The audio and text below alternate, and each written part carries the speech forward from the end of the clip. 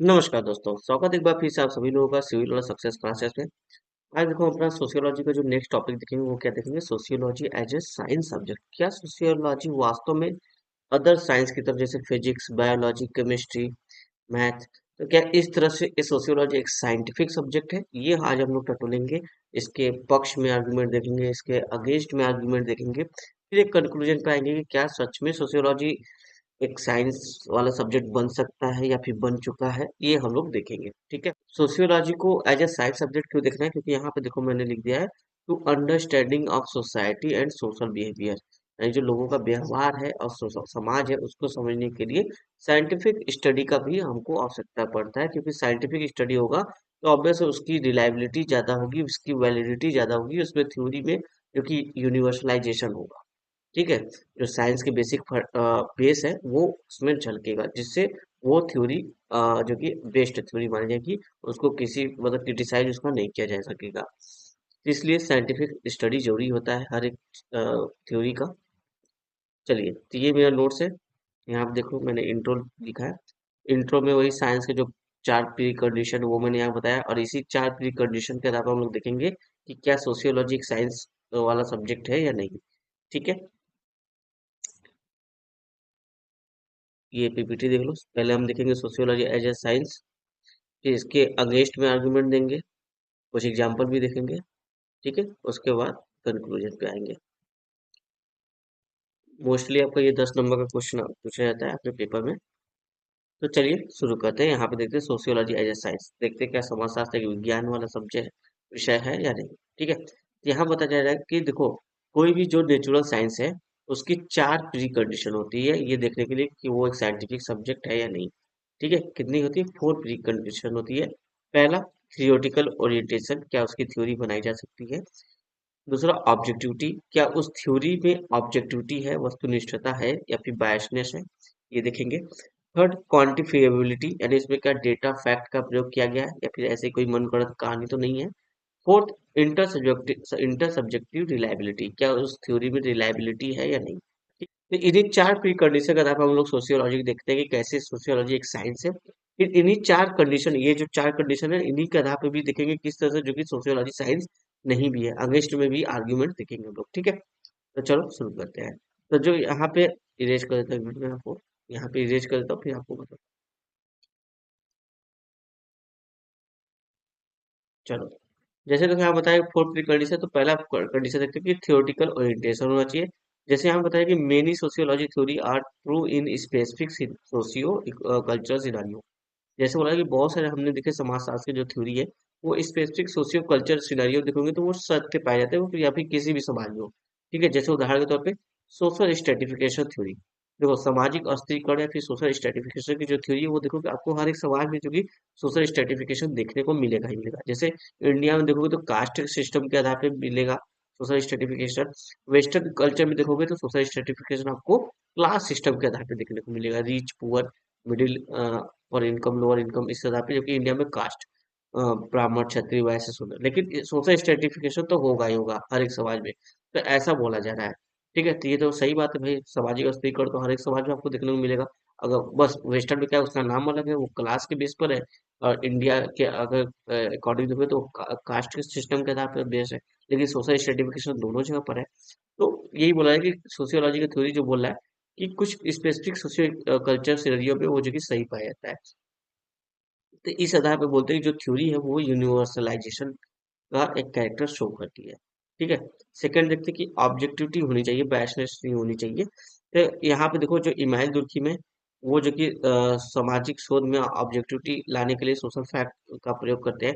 Max weber भी जो कि बोलते हैं सोशल एक्शन थ्योरी लेकर आते हैं, ताकि कोई भी जो कि आपकी बायसनेस ना हो। जो जैसा व्यक्ति ने जो कि व्यवहार किया है उसके व्यवहार को समझना है, तो उसके व्यवहार के पीछे मोटिव क्या है वो भी जानना जरूरी है। ऐसा नहीं कि अपने कोई प्री एज्यूमशन से आप लगा, जैसे कि आप सोचते हो ना कि अगर कहीं मान लो कहीं चोरी हुई है, एक समाज है, मान लो एक गली है, उसमें दो घर है, एक अमीर है और एक गरीब है। ठीक है, एक रिच है और एक पुअर है। ऐसे मान लो दो घर है। अब आपको मान लो कि आपको बोला गया कि इन्हीं में से कोई चोर है, तो चोर है, आपको कंफर्म है कि इन्हीं में से किसी ने चोरी की है। तो ज्यादातर अगर आपका बायसनेस होंगे तो आपको लगेगा जो गरीब व्यक्ति वही चोरी कर सकता है, अमीर व्यक्ति क्यों ही चोरी करेगा। आपको लगता है आप सीधे जाके अमीर से पूछताछ नहीं करोगे, पहले जाके गरीब से ही पूछताछ करोगे। तो ये क्या है, आपकी बायसनेस दिखाती है कि आपके अंदर माइंडसेट ऐसा है कि अमीर तो चोरी नहीं कर सकता, गरीब ही चोरी करेगा। हो सकता है अमीर व्यक्ति भी चोरी कर सकता है, क्यों नहीं कर सकता है, बिल्कुल कर सकता है। बहुत सारे ऐसे केस है जहाँ पे रिच पीपल भी चोरी करते हैं, या फिर किसी भी और केस में होते हैं। तो ये होती है, तो यहाँ बोला है कि आपका जो सोशल एक्शन जो भी होता है उसके पीछे का मोटिव जानना जरूरी है हर व्यक्ति का। ऐसा ना हो कि आप प्री एजम्पशन करके जो कि थ्योरी बना दो। इसलिए वेबर का ये सोशल एक्शन थ्योरी भी कहीं ना कहीं ऑब्जेक्टिविटी को इंश्योर करता है। और ईमान दूसरी को तो सोशल फैक्ट आप जानती हो, वो तो सबसे बड़ा मील का पत्थर है ऑब्जेक्टिविटी लाने के लिए सोशल रिसर्च में। ठीक है। तो दुर्खिम का जो कि सोशल फैक्ट का यूज किया है दुर्खिम ने, इस बेस पे देखो उन्होंने जो कि सुसाइड की स्टडी को बताया था सोशल फैक्ट का यूज करके ही, जो कि ऑब्जेक्टिविटी को काफी ज्यादा जो कि इंश्योर करता था सोशल रिसर्च में। थर्ड एक क्वांटिफिएबिलिटी होनी चाहिए। ठीक है। क्या होनी चाहिए, क्वांटिफिएबिलिटी होनी चाहिए, यानी सोशल फैक्ट डेटा का होना चाहिए, प्रयोग होना चाहिए जो ऑब्जर्व आपका, जैसे यहाँ बोला कि social phenomena can be observe directly और इनडायरेक्टली। जो भी सोशल फिनोमेना हो रहा है उसको ऑब्जर्व आप डायरेक्टली या इनडायरेक्टली कर सको। ठीक है। जैसे दुर्खिम का सोशल फैक्ट का कॉन्सेप्ट, वेबर का आइडियल टाइप जो वेबर ने दिया था तुलनात्मक अध्ययन करने के लिए, ताकि किसी व्यक्ति का अपनी ओपिनियन ना है, वो जो डेटा और फैक्ट के आधार पर हो। जैसे तुलनात्मक अध्ययन आइडियल टाइप में हम क्या करते हैं, तुलनात्मक अध्ययन करते हैं, एक आइडियल टाइप का एक बना लेते हैं किसी चीज का। जैसे डेमोक्रेसी में क्या क्या मूल तत्व होते हैं, 3-4 पॉइंट हमने बना लिए। अब किसी समाज में हमको देखना है कि डेमोक्रेसी है कि नहीं, तो उस समाज में देखेंगे ये 3-4 पॉइंट अगर मैच करेंगे तो ऑब्वियसली समाज में डेमोक्रेसी है। अगर ये जो डेमोक्रेसी के जो फंडामेंटल 3-4 पॉइंट है वो यहाँ पे नहीं मैच करते तो यहाँ पे डेमोक्रेसी नहीं है। इसी तरह से तुलनात्मक अध्ययन करते हैं हम लोग आइडियल टाइप में। तो वही बोला जाए कि अगर वेबर ने भी आइडियल टाइप देके दिया है, जिससे जो कि डेटा और फैक्ट का जो कि इस्तेमाल किया जा सके थ्योरी बनाने में। ठीक है। तो क्वांटिफी तो इस आधार पे देखोगे तो सोशियोलॉजी में जो कि क्वांटिफिएबिलिटी तो है, क्योंकि देखो दुर्खिम ने भी सोशल फैक्ट का प्रयोग किया अपने सुसाइड स्टडी में, डिवीजन ऑफ लेबर में। और मैक्स वेबर ने भी जो कि यूज किया है आइडियल टाइप, कई सारे आपके ब्यूरोक्रेसी का आइडियल टाइप प्रस्तुत किया है। ठीक है। कई सारे आइडियल टाइप भी उन्होंने दिया है। तो इस आधार पे जो कि सोशियोलॉजी जो रिसर्च है वो क्वांटिफिएबल तो हमको देखने को मिलते हैं। फोर्थ बोल रहा है कि उसमें इंटरसब्जेक्टिव रिलायबिलिटी होनी चाहिए। जैसे बोला जा रहा है कि देखो क्लास, क्लास तो आपको हर एक समाज में देखने को मिलेगा ना। तो ये रिलायबल है, चाहे वेस्टर्न समाज में जाओ, चाहे इंडियन समाज में जाओ, चाहे एशियाटिक समाज में जाओ, कहीं आपको क्लास तो देखने को मिलेगा, अर्बन एरिया में खासकर देखने को मिलेगा। मैरिज, मैरिज तो देखो हर जगह मिलेगा, रिलायबिलिटी है। फैमिली हर जगह होगा। इसी तरह देखो विलेज हर जगह होगा, सिटी हर जगह होगा। तो ये तो हर जगह ही है ना। इसको तो आप नकार नहीं सकते। तो अगर विलेज की स्टडी अगर एक जगह पे जैसी है दूसरी जगह पे भी संभावना है कि मोस्टली वैसी ही होगी। फैमिली की स्थिति जैसे एक जगह पर है, मोस्टली दूसरी जगह पे भी उसी तरह की थोड़े बहुत चेंज के साथ भी। मैरिज की भी वही स्थिति है। मैरिज तो हर जगह होता है, कपल के बीच में ही होता है। तो उनके फिर मैरिज से बच्चे आगे बढ़ते हैं, ये हर एक समाज में है। ठीक है। तो ये तो हर जगह होता है। इस वजह से बोल सकते हो जो इंटर सब्जेक्टिव रिलायबिलिटी है वो भी हमको तो देखने को मिलता ही है सोशियोलॉजी के रिसर्च में। इसको इरेज करते हैं। इस ये देखो इस तरह से कुछ हमने उदाहरण के साथ देखा, कुछ थ्योरी के स्टडी के हिसाब से देखा कि हाँ सोशियोलॉजी हमको तो लग रहा है कि ये जो कि एज ए साइंटिफिक सब्जेक्ट है, क्योंकि ये चारों जो कंडीशन थे आपके, ये चारों कंडीशन पे कहीं ना कहीं ये जो कि खरा उतर रहा है। ठीक है। तो अब इस हिसाब से देखो, आगे देखते हैं कि सोशियोलॉजी कैसे जो कि साइंटिफिक सब्जेक्ट नहीं है। अब इस पे तो देखो बहुत बवाल मचता है, बहुत सारे लोग आ जाते हैं जो कि आपके बोलते हैं नहीं नहीं सोशियोलॉजी साइंस नहीं है, आप लोग कैसे बोल सकते हो, यहाँ पे तो बहुत सारी डेटा का यूज होता ही नहीं है, डेटा सही नहीं होता, रिलायबल नहीं होता। चलो देखते हैं। जैसे पहले ही फेज पे देखते हैं कि जो था हमारा पहला टॉपिक, थियोरेटिकल ओरिएंटेशन। हमने इसी तरह देखा था कि सोशियोलॉजी में थ्योरी यूनिवर्सल है, लेकिन यहाँ पे देखो बोला बोला जा रहा है थ्योरिकल जो ओरिएंटेशन होता है वो वेरी करता है डिफरेंट डिफरेंट सोसाइटी में। कोई भी आज तक जो कि सिंगल यूनिवर्सल थ्योरी नहीं बनाया गया है सोशियोलॉजी में, जो हर जगह पूरे वर्ल्ड में जो कि अप्लाई हो किसी भी कोने में। तो ये बोला जब ऐसा कोई थ्योरी आपने अभी तक बनाया ही नहीं है, तो फिर कैसे कह सकते हो कि सोशियोलॉजी एक साइंटिफिक सब्जेक्ट है। जैसे ग्रेविटी का जो जो थ्योरी है वो हर जगह अप्लाई होता है ना, वर्ल्ड के किसी भी कोने में चल जाओ। सेकंड बोला जाए कि मर्टन ने बोला कि यहाँ पे जो कि सोशियोलॉजी रिसर्च में ऑब्जेक्टिविटी जो कि देखोगे तो पॉसिबल ही नहीं है। मर्टन का ऐसा मानना है, क्योंकि ये बोलते हैं कि choice of topic is influenced by personal preference and ideological biasness. यहाँ बोलते हैं जो आपके सोशियोलॉजिस्ट हैं वो जो जिस टॉपिक का चयन करते हैं ना उसका अपने हिसाब से अध्ययन करते हैं। उसमें उस टॉपिक को चयन करने में उनकी अपनी बायसनेस होती है। जैसे उदाहरण के तौर पे बताया जा रहा है कि अगर आप स्टडी रिलीजन की स्टडी पे अगर ध्यान देखेंगे, व्यू विचार देखेंगे, अलग अलग लोगों के अलग अलग है, एक जैसा नहीं। जैसे देखो यहाँ पे जो आपके कार्ल मार्क्स है वो रिलीजन को कैसे देखते हैं, ओपियम की तरह देखते हैं, अफीम की तरह देखते हैं, यानी कि ये समाज के लिए अच्छा नहीं है, समाज के लिए नशा है एक तरह से, जो समाज को धीरे धीरे खा जाएगा। क्योंकि इससे देखो बोलते हैं कि ये जो कि एक्सप्लॉइट करता है पुअर और लोअर सेक्शन ऑफ सोसाइटी को। रिलीजन जो कि एक्सप्लॉइट करने में सहायक है पुअर और लोअर सेक्शन ऑफ सोसाइटी को। जैसे इंडिया में देख लो, कास्ट सिस्टम रिलीजन के ही बेस पर है, और जो लोअर सेक्शन ऑफ सोसाइटी होता है के लोग हैं, उनको अपर सेक्शन ऑफ सोसाइटी के लोग पहले पास्ट में जो कि बहुत ज्यादा जो कि प्रताड़ित करते थे, और ये रिलीजन के बेस पे जस्टिफाई होता था। इसलिए जो कि कार्ल मार्क्स बोलते हैं जो कि रिलीजन एक ओपियम की तरह है, उसको ओपियम की संज्ञा देते हैं, और ये जो कि हेल्प करता है पुअर और लोअर सेक्शन की सोसाइटी में एक्सप्लॉइटेशन के लिए। ये रिलीजन को अच्छा नहीं मानते हैं। ठीक है। वहीं पे अगर आप इमाइल दुर्खिम को देखोगे, इमाइल दुर्खिम जो कि फंक्शनलिस्ट है, तो ये क्या बोलते हैं, जो रिलीजन को इन्होंने देखो एक टोटमवाद के रूप में अध्ययन किया है, और इन्होंने पाया कि रिलीजन जो कि मेन फैक्टर है समाज को जोड़ने के लिए, जबकि कार्ल मार्क्स तो इस तरह से देखते हैं कि जैसे वो समाज को तोड़ रहा है। ठीक है। अपर सेक्शन लोअर सेक्शन में डिवाइड कर रहा है, जबकि इमाइल दुर्खिम हमारे आते हैं बोलते हुए तो नहीं, रिलीजन तो समाज को जोड़ता है। उनका टोटमवाद का स्टडी हमने देखा था, आगे देखेंगे, अभी देखा नहीं है। ठीक है। ये एक एग्जांपल है। यहाँ पे देखो मर्टन की बात सही हो रही है ना, कि अलग अलग लोग अलग अलग तरीके से टॉपिक को, किसी एक पर्टिकुलर टॉपिक को देख रहे हैं। ठीक है। सेकंड एग्जांपल भी हम देख लेते हैं, एक और आपको हालांकि लिखना एक ही है, लेकिन हम दो देखेंगे बेहतर समझने के लिए। सेकंड देखो, एक विलेज के एग्जांपल है, मेक्सिको का एक विलेज है, टेपोस्टला, टेपोस्टाला, जो भी आप प्रोनाउंस कर लो, स्पेलिंग यही होगा। ठीक है, स्पेलिंग ध्यान रखना। टेपोस्टालर जो कि विलेज है मेक्सिको का। तो यहाँ पे देखो जो रॉबर्ट रेडफील्ड होते हैं, जो कि फंक्शनलिस्ट होते हैं, दो दो थीम के पद चिन्हों पे चलते हैं। तो ये इनका जो अप्रोच होता है, ये बोलते हैं कि यहाँ पे गांव में टोटल हार्मनी है, कोई भी यहाँ पे लड़ाई झगड़ा नहीं है, एकदम शांति भाईचारा है। जबकि वही जो ऑस्कर लुइस है, ये भी देखो मार्क्सिस्ट है, मार्क्सवादी विचारधारा के हैं। ये बोलते हैं कि यहाँ पे सोसाइटी में तो बहुत ज्यादा जो कि कॉन्फ्लिक्ट हमको देखने को मिल रहा है। अब देखो गांव तो सेम है, लेकिन दो अलग अलग अप्रोच के साथ दो व्यक्ति देख रहे हैं, इसलिए उनको अलग अलग दिख रहा है। वही बात हो गई कि एक गिलास में पानी आधा भरा है, किसी को लगेगा कि ये आधा भरा हुआ पानी है, तो किसी को लग रहा है ये आधा खाली हुआ पानी है ना। तो वही है, अलग जिस तरह से आपका नजरिया होगा दिखने को, उस तरह से आपको वो चीजें दिखेंगी।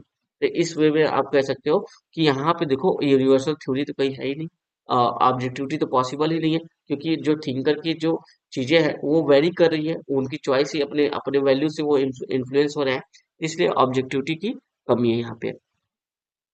ठीक है। इसको एक बार मैं इरेज कर देता हूँ। चलते अपने थर्ड टॉपिक की तरफ। थर्ड देखो बोला जा रहा है यहाँ पे कि क्वांटिफिएबल भी नहीं है, यानी डेटा फैक्ट का यूज इसमें नहीं हो सकता। जैसे लुंडबर्ग बोलते हैं कि देखो हम लोग जो कि अब कुछ वैल्यू है, उनको कैसे आप माप सकते हो, उसमें उसका मापन कैसे करोगे। जैसे मान लो मैरिजेस है, कई कई मैरिजेस अच्छी चल रही, कहीं खराब चली, कई मैरिजेस में कुछ अलग प्रथा है, कुछ कहीं कुछ और प्रथा है, तो आप इनको मापन कैसे करोगे। आपका मानदंड आपका जो कि स्टॉक, आपका जो कि एक स्टिक यार्ड क्या है, किस आधार पर आप माप करोगे।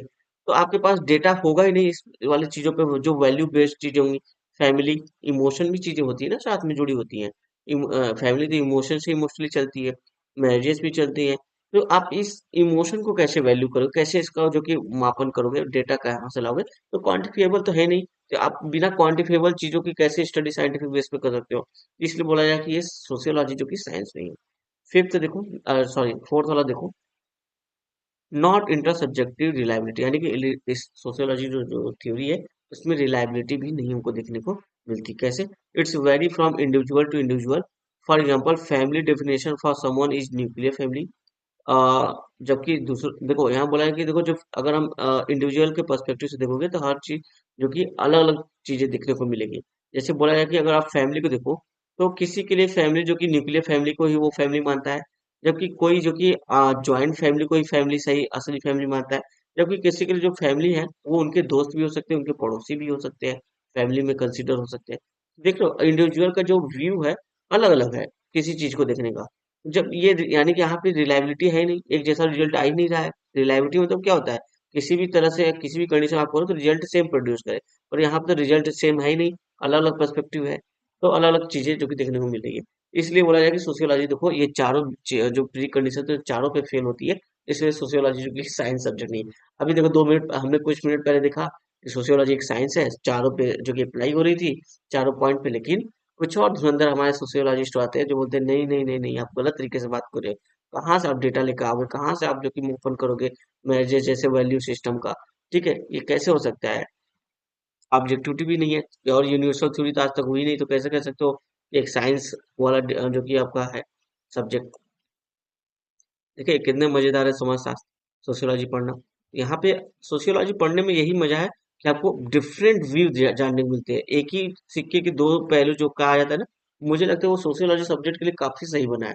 यहाँ पे आपको एक सिक्के के तीन चार पहलू दिखेंगे, अलग अलग व्यक्ति अलग अलग तरीके से हर चीज को देख रहा है, अलग अलग जो कि व्यू दे रहा है, अलग अलग जो कि विचार आ रहा है, जिससे उस चीज को समझने के और एक दो तीन चार एंगल जो कि जानने को मिल रहा है, अलग अलग तरीके से देख रहे हैं, जिससे उस प्रॉब्लम का सोल्यूशन भी अलग अलग तरीके से आप निकाल पाओगे, जिससे वो प्रॉब्लम सोसाइटी की सॉल्व भी हो जाएगी इजीली। ठीक है, तो ये काफी इंटरेस्टिंग सब्जेक्ट है। तो इस आधार पर हमने देख लिया कि कैसे सोशियोलॉजी एक सब्जेक्ट साइंस भी नहीं है, कैसे एक साइंस है। तो कंक्लूजन में आप लिख सकते हो कि सोशियोलॉजी बेशक साइंस बनने में भी बहुत टाइम है, क्योंकि अभी देखो कि नया सब्जेक्ट है, नया नया इवॉल्व हुआ है, अभी कितना 150 साल ही पुराना सब्जेक्ट है लगभग। तो अभी साइंस बनने के लिए क्या होता है, बहुत ज्यादा डेटा की जरूरत है, बहुत ज्यादा फैक्ट की जरूरत है। तो जो मर्टन का आपका एक मिडिल रेंज थ्योरी था, जिसमें मर्टन ने कहा था कि ऐसा कि हम बहुत अभी हमारे पास बहुत ज्यादा डेटा का अभाव है सोशियोलॉजी में, तो हम क्या करते हैं एक मिडिल रेंज थ्योरी के आधार पर जो कि साइंटिफिक स्टडी करने का प्रयत्न करते हैं। तो मॉर्टन का मिडिल रेंज थ्योरी जो कि यहाँ पे आप कोट कर सकते हो, मिडिल रेंज थ्योरी करने मतलब एक मध्यम मार्ग, ना आप बहुत एक्सट्रीम में सोचो, ना आप बहुत जो कि छोटे स्तर पर सोचो, एक बीच बीच का रास्ता निकालो, जिस आधार पे आप एक साइंटिफिक स्टडी कर सको। ठीक है, तो ये रहा आपका जो क्लास है sociology as a science subject. उम्मीद है आपको क्लास पसंद आया होगा, मिलेंगे अगले वीडियो में, तब तक के लिए धन्यवाद दोस्तों।